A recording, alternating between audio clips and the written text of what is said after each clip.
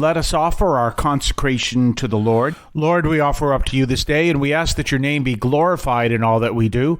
We ask that we may know, love, and serve you in ways that lead us to spread the message of the gospel, that lead us to glorify your name, and lead us to grow in faith. And we ask this through Christ our Lord. Today's reading comes from the Acts of the Apostles, of course, as every reading for this entire season do. We are Acts 4:32 through 37. This is a very important reading, but there's another thing I want to explain to you, because if you read this reading, you will see that the original community of apostles and disciples was communist. Now, I'm not talking communism. I'm not talking Karl Marx communism. I'm not talking that. But everything was held in common. And so you look at this, and it's really interesting. It's the same system, by the way, that religious orders have today. Everything is held in common. So I've explained to you in other shows that, say, for example, and this is not uncommon to happen for certain religious groups, say for certain religious orders, say, for example, you have a group of Jesuits living together. They're a community, they're a Jesuit community. And we'll say one of them is a psychiatrist, one of them is a brain surgeon, one of them is a theologian, two of them are theologians, and one of them is some form of engineer, I don't know. Well, they work in ministry. They do their ministry, but some of their ministry may, in fact, be in hospitals or in some kind of medical practice. And they could be making, among them all, several $100,000. They, each one could have not each one, but several of them could have a six-figure salary. Well, where does the salary go? It doesn't go in their pocket. It goes to the community. So when they come home and they have the check would say on it, Society of Jesus. That's the law of the community, but it's also the United States law and other countries. Now, let me explain that to you. So they take this money and they turn it over to the community, so it belongs to the community because this is the system that they live in. If they live in community, regardless of the fact that that's what they have, they live in community, they don't own anything. If they're going to drive a car someplace and they use the car that is there for the house, that car belongs to the Jesuits. It doesn't belong to them. It's registered to the Jesuits. If they have a stereo system in that house, that stereo system belongs to the Jesuits. The food belongs to the Jesuits. So everything is held in common, and this is the nature of the order. Well, this is what you have in the early days of the church. It was done exactly the same way, where everything, as we describe here, is held in common. Now, when I said communism, there's a reason why I brought that up. We all know communism doesn't work, and no one ever asks the question why. It's kind of like you could turn around and say it's craziness because you keep trying it and it fails every time. Why doesn't communism work? Because in order for communism to work, you need a voluntary system where the people live in service to others, in sacrifice to others, and choose to live that way. Let me give you a really stark example. You remember the Berlin Wall. The Berlin Wall was to get people to not escape East Berlin and go into West Berlin. Well, what was the difference between West Berlin and East Berlin? Well, one area was run by the Stasi, and it was also the communist system, and it was the way it was. That as a friend of mine who has relatives who lived in Eastern Europe under the communists, he would say this. What we used to say of the communist system is, we pretend to work and they pretend to pay us. So that was the system. So this is what the way the system was built. And what's wrong with that system? Well, you might say the obvious, because it's all forced. There is no voluntary system. So why did the Berlin Wall exist there? The Berlin Wall existed there so the people were needed to keep the society going weren't escaping over the wall. If you needed an engineer, you didn't want the engineer to escape over the wall and go to the west. You needed the engineer. Why didn't that system work? Because it was forced. That's the reason. It was forced. There was nothing voluntary about it. Everyone was being watched. You had all this surveillance going on. People say some of that may be happening here. They say it's definitely happening in China. Although, you also have to say it's also Britain is notorious for everyone's being watched because of the terrorist issues they had in Britain many years ago. So you've got these systems where you have to live by this way because it's not a voluntary system. It is a system that is forced. But what is their desire? To build a voluntary system where everyone is happy there and they're all working to serve one another.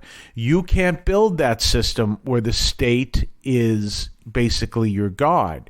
You need God to be your God. And if you have God as your God, you actually can build that system. We'll talk more on the other side of the break. You can now leave a message for us, which we can air and discuss on this program. Just call 617-297-7452. That's 617-297-7452. 617-297-7452. Feel free to call, leave a comment, a question, or even feedback, and we may play it on the air.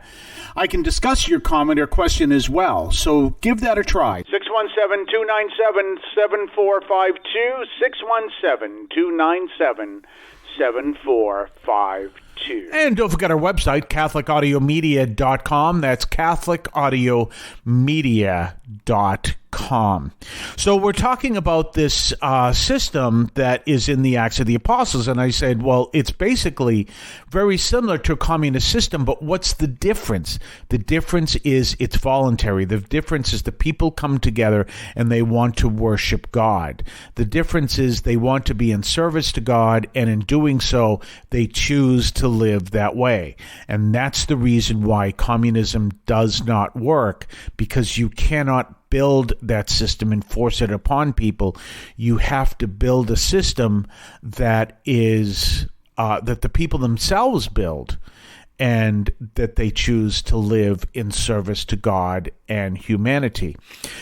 In the, I can't tell you, was it maybe the 16th century, maybe the 7th? I'm trying to remember that. Oh, okay, it'd be probably, it would have to be the 16th century.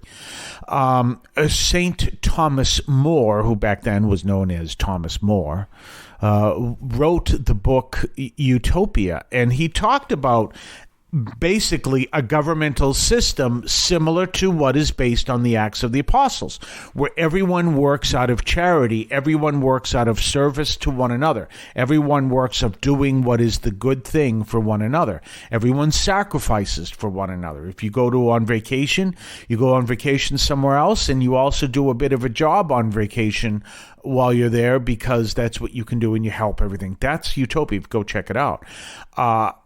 These are different systems that are fascinating, but they only work. And of course, Utopia obviously has never been tried, and it really wouldn't work on a government system. But it's the same idea that ultimately, whether they realize it or not, Karl Marx and Engels put together in order to build their communist system. And again, it doesn't work by force. And Marxism was rooted in working by force with the state, with the leaders of the proletariat taking over the country. Remember those words. Workers of the world unite. The only thing you're going to lose are your chains. But it is a violent revolution, in a sense, a revolution that forces this upon other people. And this is what has happened consistently in the 20th century, whether we're talking Lenin and Stalin, whether we're talking Kim Jong-il, whether we're talking Mao Zedong, Fidel Castro, all the way down the line, because the system cannot work if you force it. And one of the things I like to say is a good example of this is we have in this country freedom of speech. In China, they don't. But there was an interesting article I read somewhere where if you were to turn around and say to the Chinese, you have freedom of speech now, the system wouldn't change. And you say, well, why wouldn't it change? Because they believe in restricting their own speech in the name of the common good. Well, so do we. So when we say freedom of speech, we can go back to St. Paul. And St. Paul said there are certain things you just shouldn't say because they're not charitable things. They're things you shouldn't say. So we believe that we have the ability to say anything we want. But as people of faith, we don't have the permission to say anything we want because we only want to speak the things that are helpful to other people, is what St. Paul said. We'll talk more tomorrow. Have a blessed day. I want to call your attention to Catholic TV, which offers great faith-filled, family-friendly programming 24 hours a day. You can find your cable channel at www.getcatholictv.com, and you can watch online on the free apps or check out the YouTube channel. Daily Mass, Rosaries, the Divine Mercy Chaplet, and the Our Lady of Perpetual Help Novena are all available online and on demand. Check out CatholicTV.com. If you would like to support our program, please consider a donation to St. Anthony Parish in Allston, Massachusetts. There are several ways to consider this. One is to purchase any of our merchandise, which you can find at the shopping tab at CatholicAudiomedia.com. That's CatholicAudiomedia.com. There are coffee mugs there. There's also my latest book, Encounter Christ in Your Humanity, all of which you can find at the shopping tab at CatholicAudiomedia.com.